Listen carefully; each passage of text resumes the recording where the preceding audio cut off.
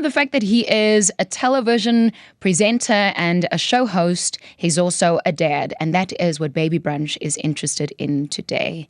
Welcome, Xola Ntshinga. Well, thank you very much. And what a pleasure to be here talking about something that I never get the opportunity to talk about, but absolutely rules my life. I wasn't sure how private you are. Remember, that was one of the first questions I asked you. I was like, are we allowed to talk about your family? Yeah, look, I am very private. And I think that probably extends mostly to the online life, social media.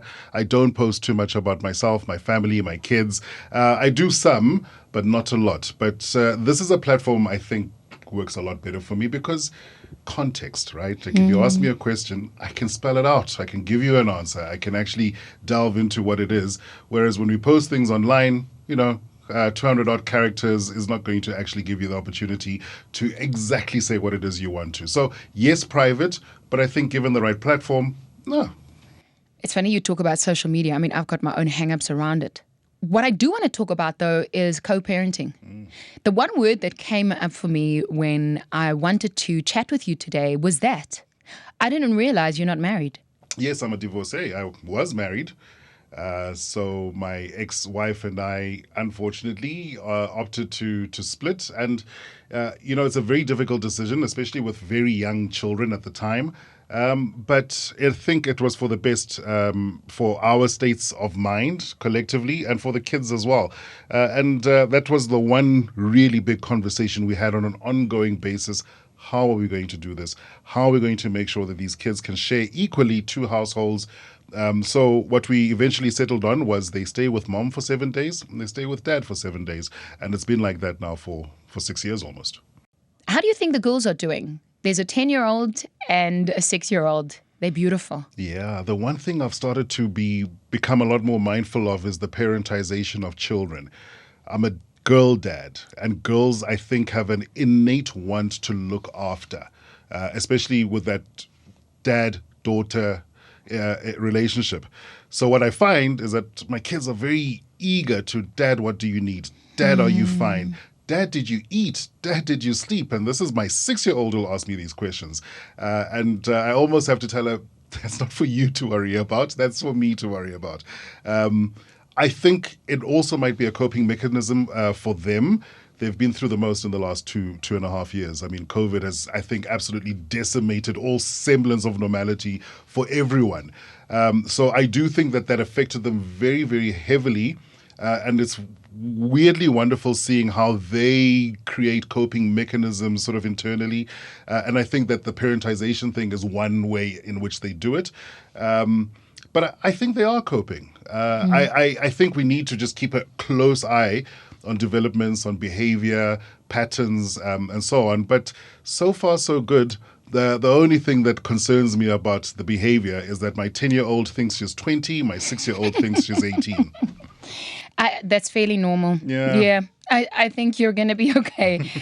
If you could give advice to any dad who's doing what you're doing, co-parenting, raising daughters without a partner or a woman, what would it be? What's the one learning you got over the past 6 years doing it on your own sometimes? Be present. And I don't just mean physical. Be present. Just be there. Answer the questions that they ask you, the difficult ones as well.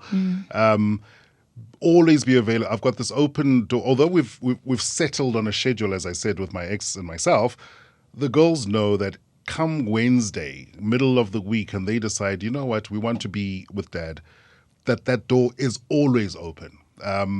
Unless something happens work-wise, maybe I'm traveling, sure, those things happen.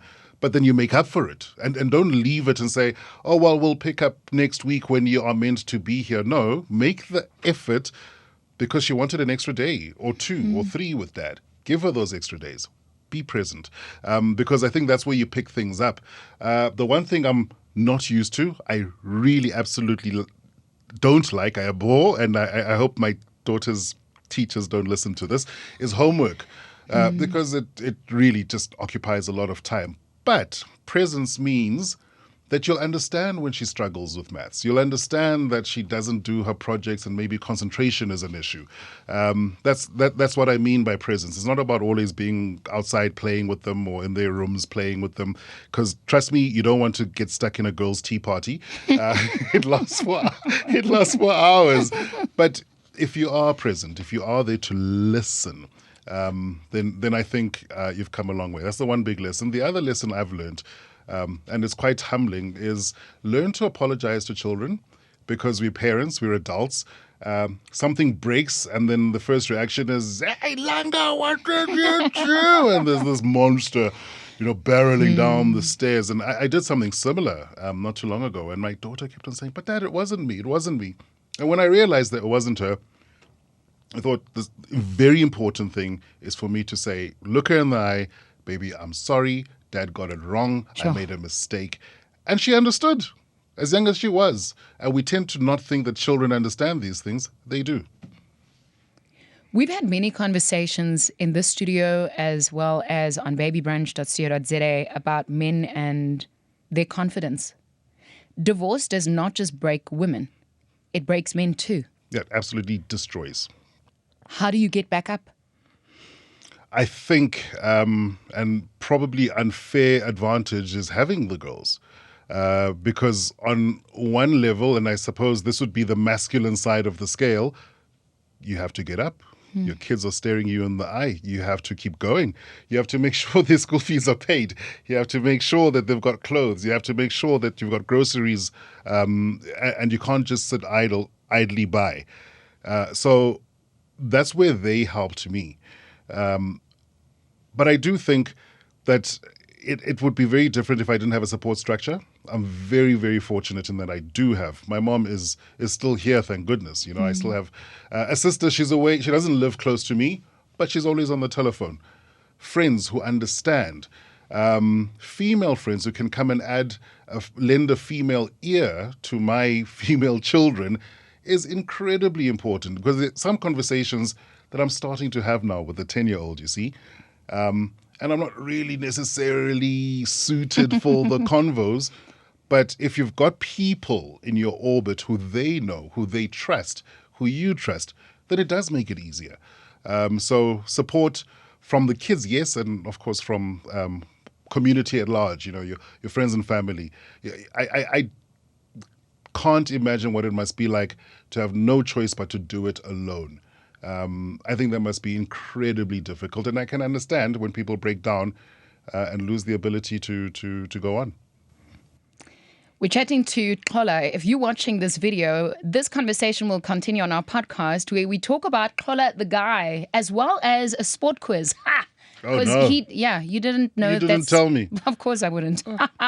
This is babybrunch.co.za. Watch some of our other videos live right now. Well, we recorded it and it's there now. It's on babybrunch.co.za.